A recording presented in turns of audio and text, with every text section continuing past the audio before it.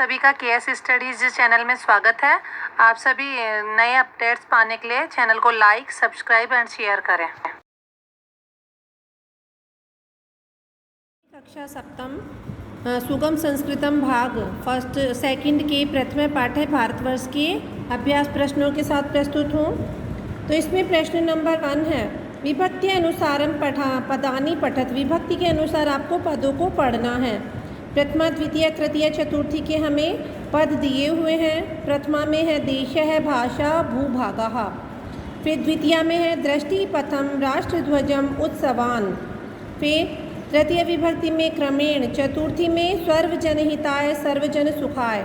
पंचमी में पर्वतेभ्य। षष्ठी में अस्माकं, अस्य, एकतायाः, जनानां। सप्तमी में अस्मिन् देशे भारते अनेकतायाम। और संबोधन में भो भारतीया। तो जो कारक विभक्तियों के अकॉर्डिंग प्रथमा से सप्तमी तक के संबोधन तक के जो पद हमारे इस प्रथम पाठ्य में आए हैं उन्हें हमने दोबारा से पढ़ लिया है। प्रश्न नंबर 2 है, विकल्पेभ्य उचितम पदम चित्वा लिखत। विकल्प में से हमें उचित पद को चुन करके लिखना है और ये पद हमें सामने दिए हुए हैं। इसी में 1 है, कस्य भूभागः रमणीय। किसके जमीन के भाग अत्यधिक सुंदर हैं? तो किसके हैं? हिमालय के, भारत के, पर्वत के। तो भारतस्य है, तो भारत के। हमने पाठ में पढ़ा है भारत के जमीन के भाग अत्यधिक सुंदर हैं। नंबर 2 है, भारते के क्रमेण आगच्छन्ति। भारत में क्या क्रम से आती हैं? ऋतुएं, है ना। तो ऋतवः है यानी ऋतुएं, 6 ऋतुएं आती है ना, तो वो। फिर प्रश्न नंबर 3 है, भारते कस्या सुमधुरा धारा बहती। भारत में किसकी मीठी धारा बहती है? एकतायाः। नद्या नदी हो गया, पवन से हवा हो गया, तो एकताया यानी एकता की मीठी धारा बहती है।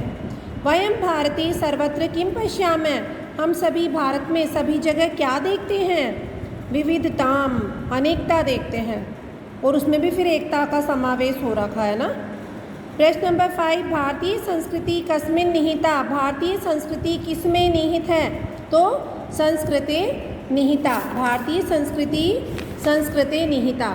इसी का प्रश्न नंबर 2 है, पूर्ण वाक्येन उत्तरत। इसमें पहले तो हमें एक पद में उत्तर देना था, मतलब चूज करके, और अब पूर्ण वाक्य में उत्तर करना है।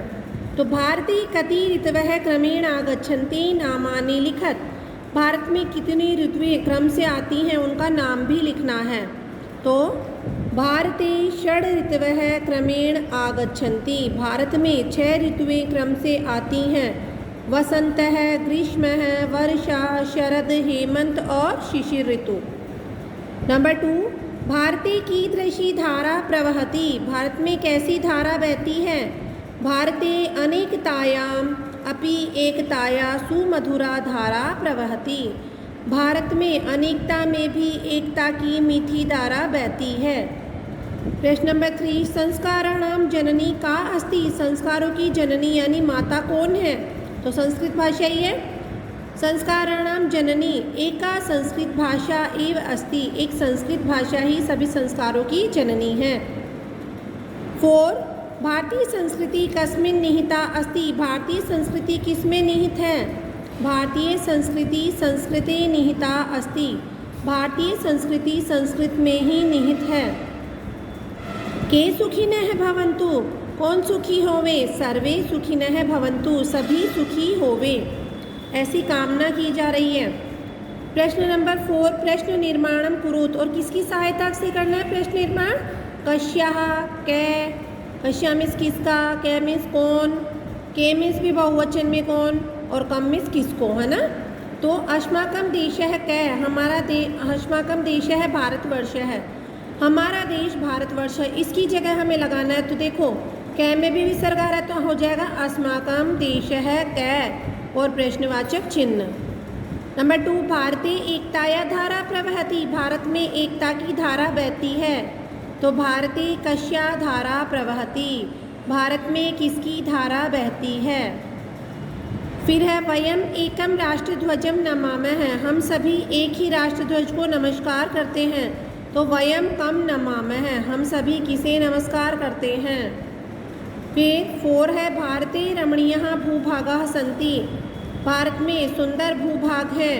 भारते रमणीयः के सन्ति, भारत में सुंदर सुंदर क्या हैं।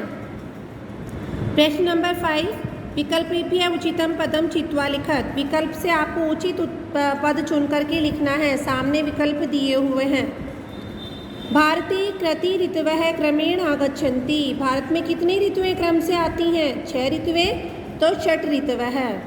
फिर भाषाणां जननी का अस्ति, भाषाओं की जननी कौन है, माता कौन है? तो संस्कृतम अर्थात संस्कृत भाषा। फिर नंबर 3 है नद्यः कुतः निर्गच्छन्ति, नदियाँ कहाँ से निकलती हैं? तो पर्वतों से निकलती हैं, तो पर्वतेभ्यः, पर्वतों से। 4 है स्वतंत्रता दिवस कीदृश उत्सव अस्ति, स्वतंत्रता दिवस कैसा उत्सव है? तो राष्ट्रीय उत्सव है, राष्ट्रीय ठीक हो जाएगा। 5 है भारतस्य राष्ट्रध्वजे कति वर्णाः सन्ति, भारत के राष्ट्रध्वज में कितने वर्ण हैं? त्रयः वर्णा, 3 वर्ण हैं। अब आइए व्याकरण बोध के प्रश्नोत्तर करते हैं। इसमें प्रश्न 1 है उचित विशेषण पदम चित्वा लिखत। अब ये हमें विशेष्य दे रखे हैं और इनका विशेषण पद हमें लिखना है, और ये भी हमें सामने पदों में से चुनकर लिखना है। तो विविधः भाषाः, अनेक प्रकार की भाषाएं। फिर है रमणीयः भूभागाः, सुंदर सुंदर जमीन के भाग। फिर एकम राष्ट्रगानम, राष्ट्रगान सही हो जाएगा। फिर एका संस्कृत भाषा, एक संस्कृत भाषा। और सुमधुराम धाराम, मीठी धारा। इसी का प्रश्न नंबर 2 है व्याकरण बोध का उचित विभक्ति अनुसारम रिक्त स्थानानि पूरयत। उचित विभक्ति के अनुसार आपको रिक्त स्थानों की पूर्ति करनी है। तो जो सामने हमें दे रखे हैं उनमें बता रखा है प्रथमा बहुवचन, द्वितीय एकवचन, तृतीय एकवचन, चतुर्थी एकवचन, पंचमी बहुवचन। तो ऐसे हमें इनके पद बनाने हैं। तो हो जाएगा फिल इन द ब्लैंक में फिल करना है। भारतस्य भूभागाः रमणीयाः सन्ति, भारत की जमीन के भाग अत्यधिक सुंदर हैं।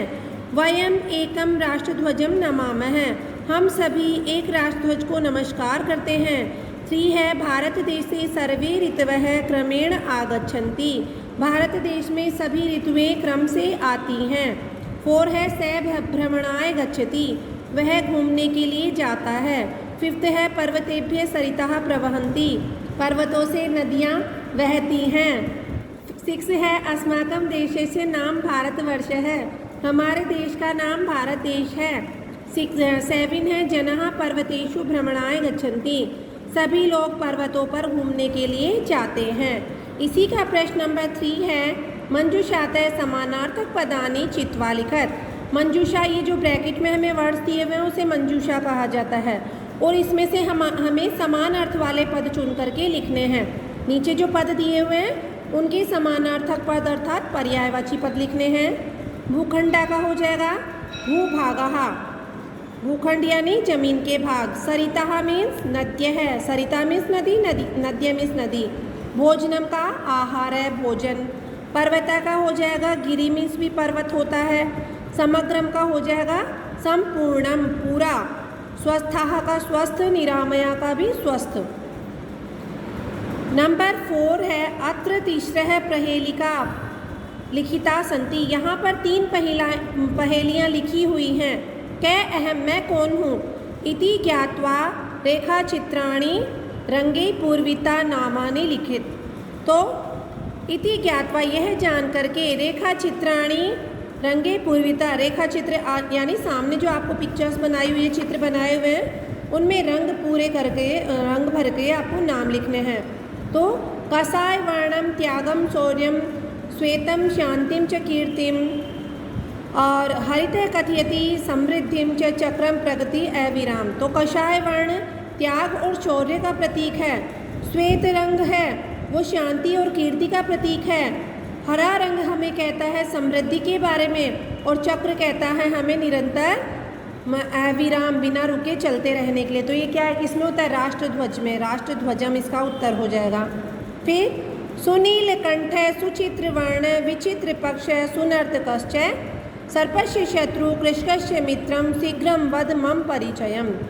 सुनील कंठ है, नीले कंठ वाला। सुचित्र वर्ण है, रंग बिरंगे पंखों वाला। वर्ण वाला और विचित्र पक्षों का, विचित्र पंखों वाला और अच्छा नाचने वाला। सर्प का शत्रु और किसान का मित्र। शीघ्र मम परिचयम, जल्दी से आप मेरा नाम बताओ कौन हूँ मैं। तो मयूर है अर्थात मोर। ठीक है। नंबर 3 है पंकी जातम तदपि सुवासम श्रीनिवासम अति अमलम ललितम कलितम अति अद्भुतम शीघ्रम वद मम अभिधानम। पंकी जातम तदपि सुवासम, मैं कीचड़ में उत्पन्न होता हूँ लेकिन फिर भी भगवान श्री हरि के चरणों में निवास पाता हूँ और वहाँ रहता हूँ। श्रीनिवासम अति अमलम, और भगवान श्री हरि के चरणों में रहने वाला उनके निवास का स्थान हूँ मैं। ललितम कमलम कलितम, यानी मैं अत्यधिक सुंदर लगता हूँ और अत्यधिक अद्भुत लगता हूँ। शीघ्रम वद मेरा नाम, तो शीघ्रम वद मम अभिधानम, जल्दी से आप मेरा नाम बताइए। तो कौन हो जाएगा? कमल का फूल, क्योंकि वो कीचड़ में उत्पन्न होता है और फिर भी वो कितना सबको कितना अच्छा लगता है।